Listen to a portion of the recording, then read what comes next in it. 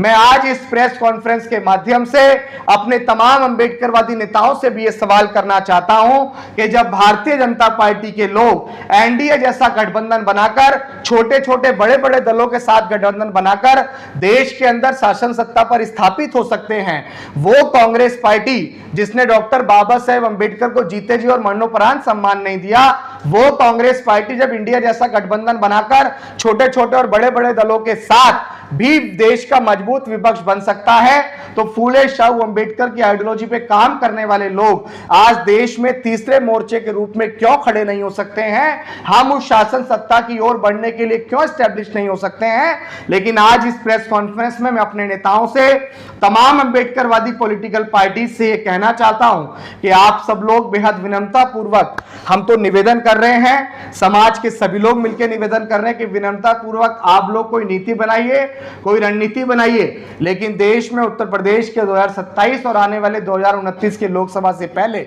आप सबको बैठकर आपस में मर्ज होकर देश का तीसरा मोर्चा बनकर खड़ा होगा, वरना हम लोग अब आपको शांति से नहीं बैठने देंगे, क्योंकि ये सामूहिक लड़ाई है। आपकी आपस के मतभेद और उस मतभेद की लड़ाई के चक्कर में पूरे समाज का, फूले शाहू अंबेडकर और मान्यवर कांशीराम साहब का, और देश में अंबेडकरवाद के नाम पे जो पॉलिटिक्स हो रही थी, वो पॉलिटिक्स दिन पर दिन बिल्कुल जीरो हो रही है और हम उस पॉलिटिक्स को जीरो होता हुआ नहीं देख सकते हैं। मैं आपके सामने उस यात्री के रूप में बैठा हूं जिसने अपने पैरों से वो रास्ते नापे हैं जो बाबा साहेब के सपनों तक जाते हैं। हमने देश में 2 महत्वपूर्ण यात्राएं की, जैसा कि आप सब लोगों ने सोशल मीडिया के माध्यम से देखा भी होगा। हमारी पहली यात्रा थी जिसको हमने डॉक्टर बाबा साहेब अंबेडकर की जन्मस्थली मध्य प्रदेश के महू से शुरू किया था, और उसके लिए हमने एक नारा लगाया था कि अंबेडकरवादी नेता साथ में आओ। जितना हमने पर्सनली जाना कि बिखर के कभी भी हम लोग इस देश के हुक्मरान नहीं बन सकते हैं, हमारे जितने भी तमाम महापुरुष हुए उन्होंने भी यही कहा कि बिखर के कोई भी इस देश का शासक नहीं बन सकता, हम लोगों को एकजुट होना पड़ेगा। उस पदयात्रा में समाज के हजारों लोग हमारे साथ जुड़े, हजारों लोगों ने समर्थन किया। महू से यात्रा शुरू हुई, फिर महू से इंदौर, देवास, सीहोर, सोनकच्छ, भोपाल, विदिशा, खुरई, ललितपुर, झांसी, डबरा, दतिया, ग्वालियर, मुरैना, धौलपुर, आगरा, हाथरस, अलीगढ़, औरैया, फिरोजाबाद, बुलंदशहर, हापुड़, मेरठ, फिर गाजियाबाद, और उसके बाद लगभग 4.5 महीने के लंबे अंतराल के बाद हम लोगों ने दिल्ली जंतर मंतर पहुंचकर बहुजन एकता संकल्प महारैली का ऐलान किया। उसमें भी हजारों की संख्या में लोगों ने पहुंचकर इस बात पे सहमति जताई कि हाँ, इस देश के अंबेडकरवादी नेताओं को भी एकजुट होना चाहिए। फिर हमने उसका दूसरा पड़ाव डॉक्टर बाबा साहेब अंबेडकर की चैत्य भूमि, जहां बाबा साहेब अंबेडकर का अंतिम संस्कार हुआ था, वहां से हमने इस यात्रा का दूसरा पड़ाव शुरू किया, जो मुंबई से पुणे, नासिक, धुले, जलगांव, अकोला, अमरावती, यवतमाल, वार्धा और नागपुर, हमने बाबा साहेब अंबेडकर की कर्म भूमि और दीक्षा भूमि के संदेश को भी जोड़ने का प्रयास किया और हमारे नेताओं को एकजुट करने की मुहिम को और मजबूत किया।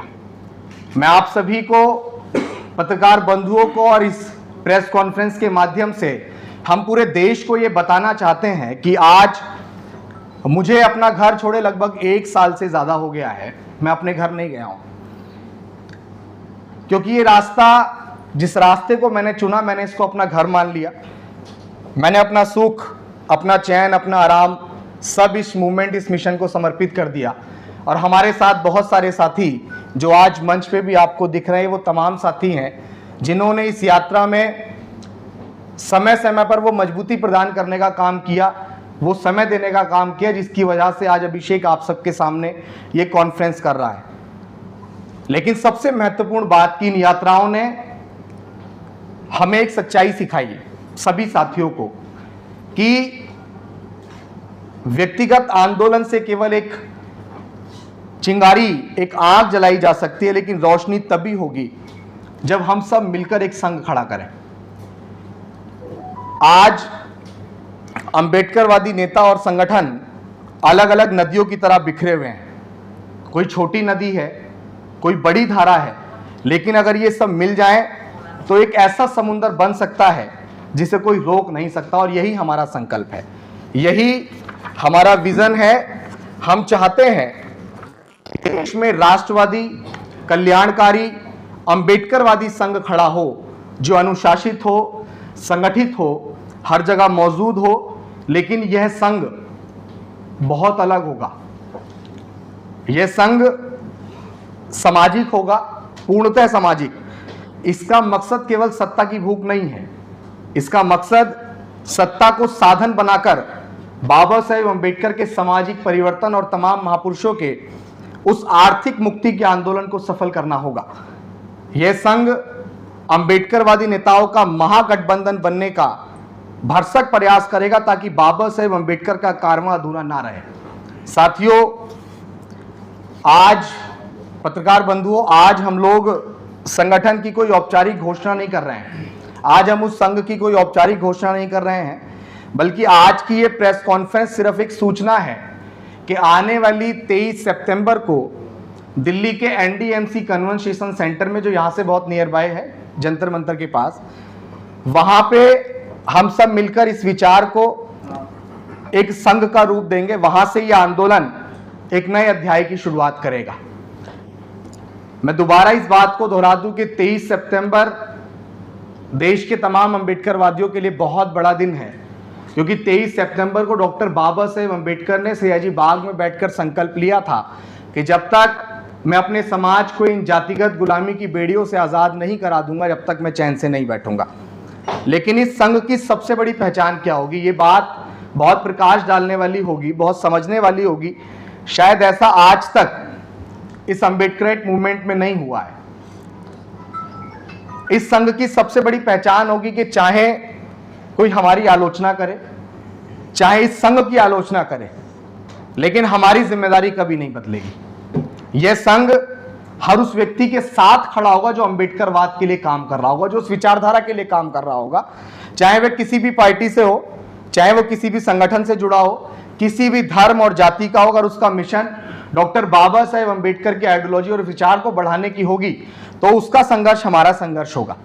आज तक आप सब लोगों ने भी देखा और हमने भी देखा होगा कि जो जिस पार्टी या संगठन में था, उसकी मदद, उसकी मुश्किल में सिर्फ वही पार्टी और वही संगठन करता था।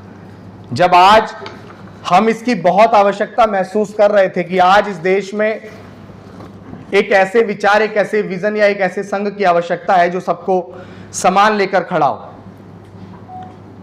सब लोग आपस में बटे हुए थे, आपस में मतभेद करते थे, लेकिन अब ऐसा नहीं होगा। हमारी वो मतभेद की दीवारें अब गिरेंगी और हमारी एकजुटता की एक मजबूत दीवार बनकर खड़ी होगी। हम ये साफ संदेश देंगे कि आपकी पार्टी अलग हो सकती है, आपका संगठन अलग हो सकता है, लेकिन अगर आपका मिशन अंबेडकरवाद है तो आपकी मुश्किल में हमारा साथ आपको हर जगह पे मिलेगा और हम आपके साथ पूरी मजबूती से खड़े होंगे। यही इस संघ की आत्मा होगी, यही वह परिवर्तन होगा जो शायद अब तक इस मिशन में अधूरा था। जितना हमने भी एनालाइज किया है कि अब तक ये बात इस मिशन के लिए अधूरी थी, लेकिन साथियों, इससे बड़ी बात ये कि सिर्फ संघ काफी नहीं है, क्योंकि संघ विचार फैलाएगा, विचारों को जोड़ेगा, लेकिन अन्याय का सामना करने के लिए संघर्ष भी चाहिए।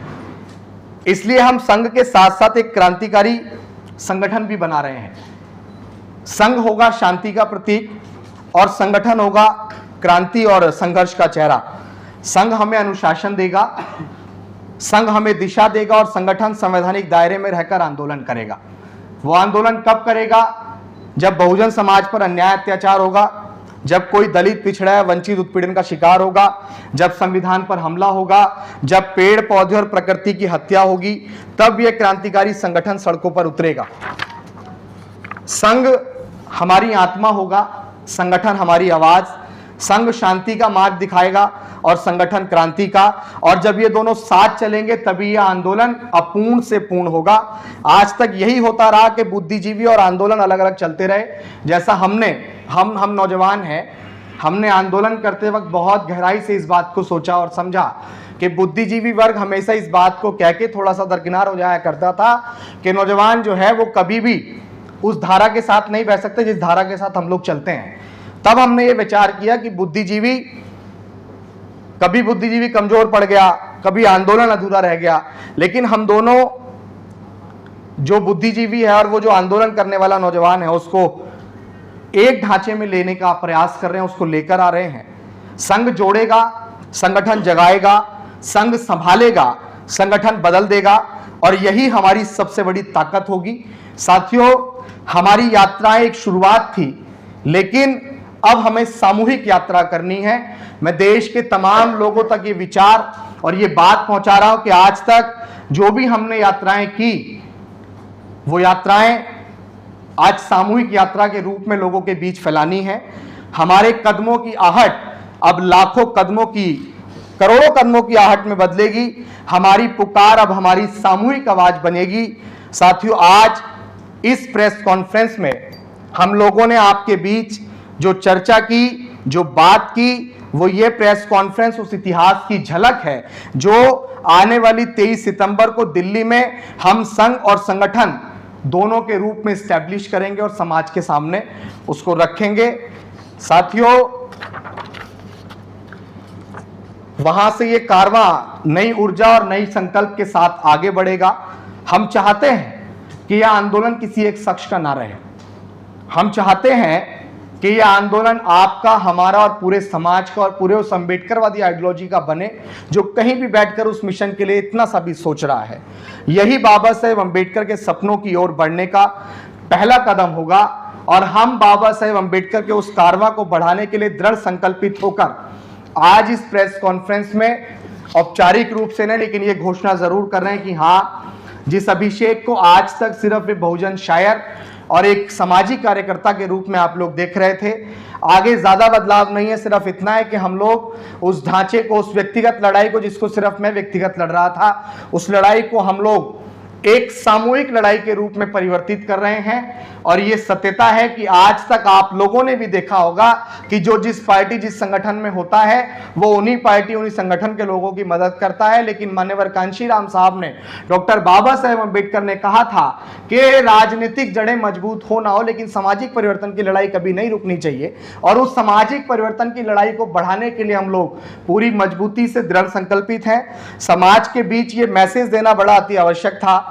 मैं इस पे भी थोड़ा सा प्रकाश डालूंगा कि हमारी यात्राएं लेकर सड़कों पर क्यों उतरना था। बहुत सारे लोगों के सवालात होते हैं कि भाई नेताओं को एक करना था तो नेताओं के पास जाना था, नेताओं के पास जाके बात करनी थी। लेकिन जब मेरे मन में कोई सवाल आया, मेरे मन में कोई विचार आया, तो मैं उस विचार को सिर्फ इसलिए ना मान लूं कि मेरे मन में कोई विचार आया, इसलिए मैं उस विचार को सड़क तक लेकर गया, समाज तक लेकर गया। और जब समाज ने हजारों की संख्या में उस विचार के अंदर सहमति जताई, तो पता लगा कि आप या हम सब मिलकर जिस विचार को कर रहे हैं कि अम्बेडकरवादी नेताओं को भी इस देश के अंदर फूले शाहू अम्बेडकर और मान्यवर कांशीराम साहब और तमाम वो महापुरुष जिन्होंने जाति अंत के लिए काम किया है, उन सबको मिलकर भी देश के अंदर एक तीसरा मोर्चा खड़ा करना चाहिए। बहुत बहुत धन्यवाद साथियों।